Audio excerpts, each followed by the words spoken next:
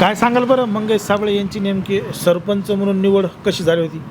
सरपंच म्हणून निवड अशी झाली, हां. पहिल्यापासून तो लोकांची कामं करत होता, अच्छा गरिबाची. ज्याला जी माहिती नाही ती माहिती सांगायचा. अच्छा एखाद्या वेळेस समजा एखाद्या सातबारा जर सांगितला हां तो फ्रीमध्ये सातबारा आणून द्यायचा फुलंब्रीहून. अच्छा आणि तो सातबारा सरपंचाला जर सांगितला हं. किंवा आमच्या स्वयंसेवकाला सांगितला तर 150 रुपये घ्यायची. अच्छा मग त्यामुळे ती वार्ता गावात पांगली का बा मंगेशकडे गेलं तर आपलं फ्री काम होतं. हां हां मग त्याच्याकडे जायचं कोणी बी सातबारा म्हणून बाकीचे काम काय कागद लागले काय नाही ते घरपोच आणून द्यायचं. त्याला जेवढे कुठं संकट आलं त्याच्यावर ते संकट निवारण्याचं काम त्यानं गरिबासाठी अगोदर केलं. कधीची गोष्ट आहे बरं साधारण ही किती वर्ष? सरपंच व्हायच्या अगोदर समजा 2 वर्षापासून. अच्छा हो. आणि तेव्हा त्यांचं वय किती होतं? 17पासून काम करू लागला तो, वयाच्या 17 वर्षापासून. अच्छा हो. मग आता हे जाण्या येण्याचा खर्च जे काय आहे फुलंब्री खर्च कोणाला 1 रुपया सुद्धा मागितला नाही त्यांनी. अच्छा नाही, फ्रीमध्येच फ्रीमध्येच का?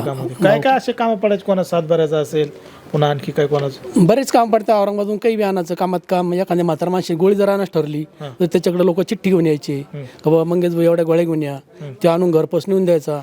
एखाद्या आईने म्हणलं पगार झाली नाही माझी, महिन्याची आली नाही, त्यांजवळ काय 50 रुपये असेल ते आईला द्यायचे, संध्याकाळचा खर्च भागून द्यायचा. आता मागं एक वेळेस आज झालं, आनंदाचा शिदा म्हणून आला, 2-4 बायाला शिदा भेटला नाही, स्वतःचे त्यानं काय केलं 2-4 खेड्यात घरचे गहू होते 7-8 क्विंटल, ते गव्हाच्या 5-5 किलोच्या अशा बॅगे तयार केल्या, काही थोडी साखर घेतली आणि घरपोच ते गरिबाला वाटून दिली. पण मात्र त्यांच्या घरची परिस्थिती सुद्धा तेवढी हे नव्हती की लोकांना. त्यानंतर गहू विकत खाल्ले. अच्छा स्वतःचे 5-10 क्विंटल जे गहू होते ते लोकांना वाटून दिले. आई म्हणे आज काय करतो तो, ते म्हणे मला लोकांचा नुसता आशीर्वाद घ्यायचा अच्छा. बस.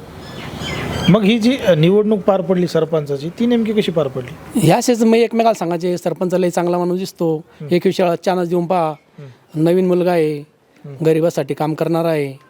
मग आता पुढं निवडणूक आली, पॅनल तयार झाले, त्याला पॅनल म्हणे घेतलंच नाही कोणी.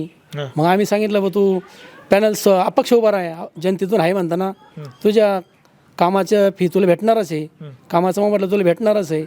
मग असं करून हसत बोलत आहे मी फॉर्म टाकून दिला. नंतर पॅनलमध्ये जोडायला प्रयत्न केला त्यानं, नंतर यांनाही सांगितलं. मग अच्छा म्हणे आता जे होईल ते होईल, मी लढून बघतो. मागून अशा रॅल्या निघायला लागल्या गावातून, 90% लोक त्याच्या मागं. मग मागून पैशाचा पाऊस पडला 2-4 दिवस. अच्छा पैशाच्या पावसामुळे त्याला 1700 पैकी 1700 मतदान होणार होतं.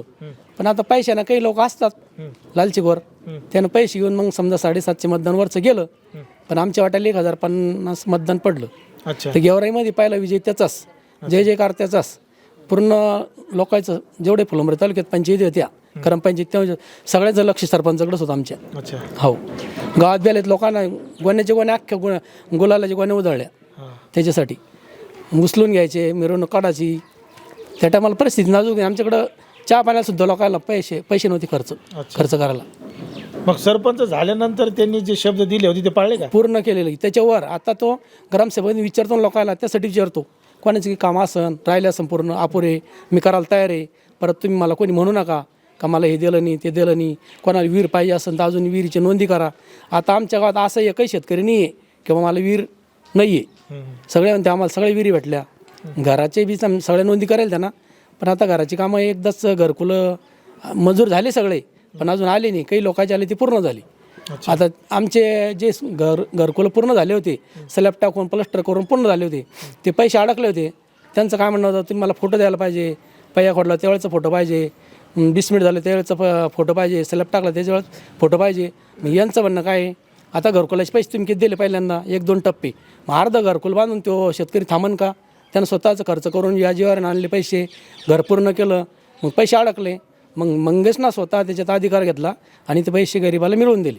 त्याच्यामुळे जनतेचा अजून विश्वास वाढला. अच्छा. हो. मागे एकदा त्यांनी राजीनामा द्यायचं सुद्धा ठरलं होतं. गावकरी त्यांच्या घरासमोर जमा ठरवलं होतं. तो राजीनामा देणार होता अर्ध्या घंट्याच्या नंतर, पण काही गावकऱ्याला रात्रीची बातमी कळाली, सकाळी कळालं की आता अर्ध्या घंट्यानं आपला मंगेश सरपंच राजीनामा देणार आहे. तर काही मागे सुरक्षित लोक म्हणा, आमचे लोक म्हणा, त्याच्या दारासमोर जमले.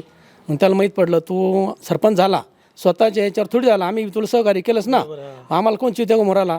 जर तू आज राजीनामा देऊ राहिला तर आम्हाला गावच्या बाहेर जावं लागेल. आम्हाला विरोधी लोक हसू राहिले, तू असं काय करू राहिला, तू आज जर राजीनामा दिला. तर एक माणूस तर असा म्हणला होता, सरपंचानं जर आज राजीनामा दिला मी संध्याकाळ फाशी घेईन. अच्छा. मग त्यावेळेस काही मजबूर झाला. मग त्याला गावकरी लोकांना ऑफिसमध्ये येऊ दिलंच नाही, ग्रामपंचायतमध्ये. घरात कोणून ठेवलं. काय कारण होतं बरं राजीनामा द्यायचं, काय ठरलं होतं नेमकं? त्याची काही जबानी होती, ती एखादी नसन झाली पुरी हां ते म्हणे हे काम जर नाही झालं मी सरपंचाला राजीनामा उद्याच देऊन टाकतो म्हणे. हां हां असं झालं होती. मग काही असते खोडचा कामं होणार होतं किंवा ते साहेब गैरहजर झाला, मग ते काम त्या दिवशी झालं नाही. मग एखादा म्हणला सांगा तू राजीनामा देणार आहे उद्या, मग नक्की देणार का आता? तुम्ही हो माझी तयारी आहे. मग सगळे सदस्य येऊन बसले होते, पण त्याला गावकरी लोकांना मग ग्रामपंचायतीमध्ये जाऊ दिलंच नाही. अच्छा, म्हणजे शब्दाला पक्का माणूस. शब्दाला पक्का मनुष्य. अच्छा हो. आणि जे लोक म्हणजे स्टंट करतो, मग तो स्टंट करतो तर मग तू स्वतः एक दिवस तरी करून पाहिजे ना. तो 10 दिवस उपोषण करतो, उपाशी राहतो. मग जो तुम्हाला म्हणतो ना स्टंट करतो, त्याला तू एकच दिवस करून पाय आणि गावातच करून पाय. बाहेर जायची तुझी हिंमत होत नाही, मग गावातच तू समोर बैस, मंदिरात बैस, ग्रामपंचायत समोर बैस आणि एकच दिवस उपाशी राहून पाय आणि मग लोकांना नाव ठेव. पण जरी ते स्टंट करत असले पण मात्र तुमच्या गावकऱ्यांना त्याचा फायदा होतो ना. गावकऱ्याला फायदा होतो त्याच्यामुळेच होतो ना. मग हां आता जे पाऊस पड राहिला हे त्याच्यामुळेच पड राहिला. आता मागं 10 दिवस त्यांना सिल्लोडला उपोषण केलं, आमच्या गावासाठी थोडी केलं, सिल्लोड तालुक्यासाठी केलं. पैसे मिळून गेले लोकांना, झाला का शेतकऱ्यांचा फायदा? झाला फायदा.